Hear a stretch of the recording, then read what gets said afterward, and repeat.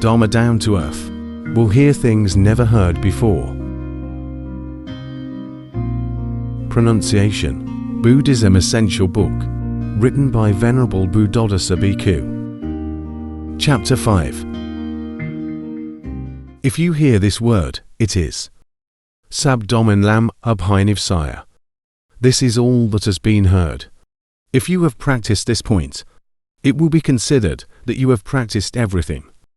If you get results from this, then you get all results.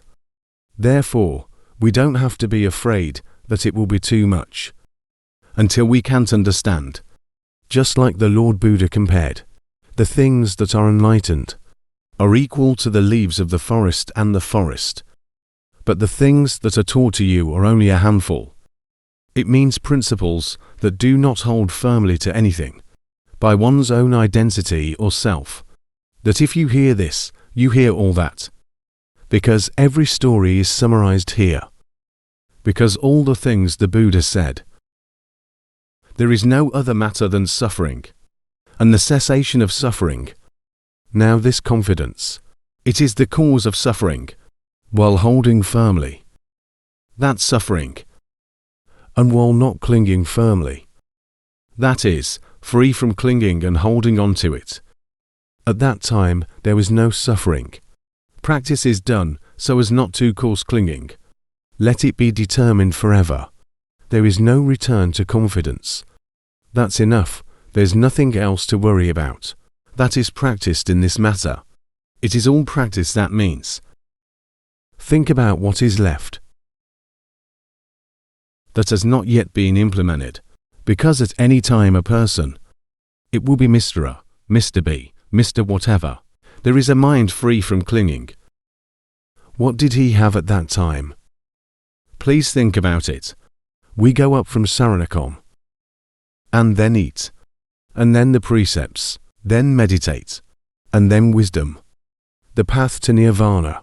In sequence, the first point is about the society. If at that time he was an accessible person, Buddha, Dharma, Sangha, that is, he has a heart free from passion and suffering. One with the heart of Buddha, Dharma, Sangha. Therefore, at that time he reached the Buddha, Dharma. Monks, without having to shout, Badausaronagakak etc., saying Buddhasargakochak etc. It's a ceremony. It is a ceremony that begins outside. We have not yet reached the Buddha, Dharma, and Sangha in our minds.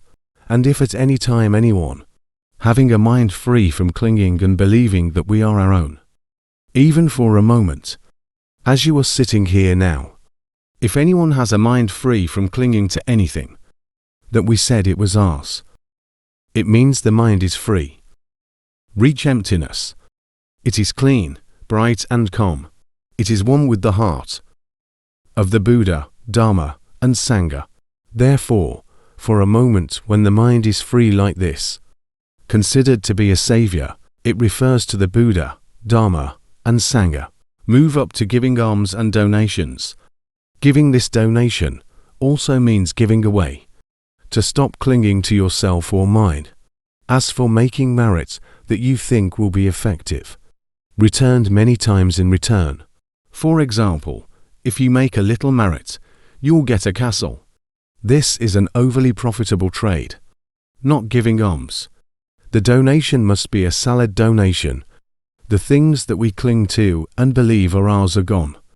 Therefore, while anyone has a free mind, from the feeling that we are our own, at that time, that person is said to have made the ultimate donation, because even he himself doesn't have one. And what will be left? Our part disappears due to our absence. And when we no longer feel that we exist, things that are ours will decay by themselves. Therefore, at any time, whoever has a mind free from the self, that person is said to have performed great acts of charity. Even we all donated, and our things were brought in until it was all gone. Therefore, while having this truly empty mind, therefore, it is called that there is the ultimate act of charity. Moving up to the matter of morality, people with empty minds who do not cling to their own identity, It is called a person with true morality and filled to the utmost. The rest of the precepts are the precepts of failure. It is what we intend to refrain from doing. We will refrain from this, and you can't ignore it. There are ups and downs, because I didn't know how to let go of myself first. That is, there is no emptiness from the self first. Morality cannot exist, even though there are ups and downs. Not a noble person. That is, it is not the kind of precept that is satisfactory to the noble Lord. It is just a mundane morality that continually rises and falls. It cannot become worldly morality. If and when you have a free mind, even for a moment, one day or one night, it is considered that there was true morality throughout those times. Move up to meditation. Empty mind is the greatest meditation. It is a very determined mind. Samadhi that I try to awaken over and over. It's not meditation yet. And even more meditation that has other intentions, in addition to not clinging to confidence. In the 5 khandha, all of them are delusional. You must know that it has bhavmika samadhi and right samadhi. Therefore, the word samadhi here means right concentration. If it is any other kind of meditation, then it is all false meditation. A mind that is free from clinging is confident that only ours can be truly stable and samadhi and complete. Therefore, a person with an empty mind is those who meditate correctly, move up to wisdom. Wisdom clearly indicates that, knowing emptiness or reaching emptiness. Or is it the emptiness itself? That is very intelligent. Because while the mind is free, it is extremely intelligent, while that is extremely stupid. While delusion or ignorance takes over and make you hold on to it firmly, whether it is oneself or oneself. Think about it, and it's easy to see. Make it clear to yourself that when these things are gone, how can that be stupid? Because stupidity only comes in when there is ignorance, clinging to ourselves as our own. Whenever the mind is free from stupidity like this, access the emptiness within ourselves. Free from it must be full knowledge or wisdom. Therefore the wise man says, emptiness and wisdom. Or is this intelligence the same thing? They are not two things that are the same. But it's the same thing. This means that true wisdom, or the end of that wisdom, is emptiness. That is, free from delusion and clinging.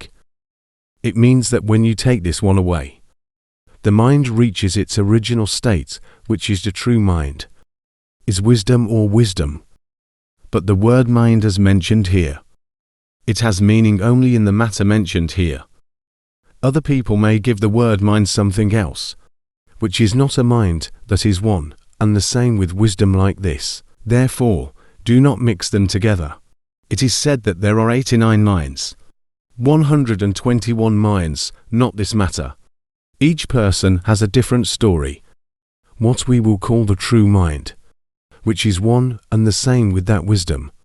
We mean a mind that is free from clinging to the self. In fact, this state should not be called the mind at all. It should be called emptiness. But because it is something that can be known, so we call it the mind, or come back and call it the mind again. This depends on what people like to say, and how they like to say it. But if you speak according to the truth, or really naturally, it can be said that the original nature of the mind is the intellect. It is a mind that is free from clinging and attachment. Therefore, in that emptiness, therefore, it is complete wisdom. Move up to the path of nirvana. The path to nirvana, that is emptiness at a certain level, progressively higher until reaching nirvana called param sunyata or param sunyamits, extremely empty. Here you can see that, since sarana come up, then it's time to eat. Then there is morality, concentration, and wisdom. There's nothing but emptiness. not clinging to the self and the path to nirvana. There's nothing more than this. But it is absolute emptiness, the final step, as the Lord Buddha said. Hearing this is listening to the whole thing. To have practiced this is to have practiced everything. And to receive the result from this is to receive all the results. By just one sentence. Sab domim velo.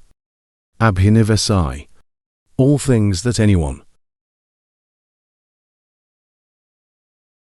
We should not hold on to what we say is ours. Try to pick this up yourself. What is the meaning of the word emptiness? Please follow the next episode. Prosper in Dharma.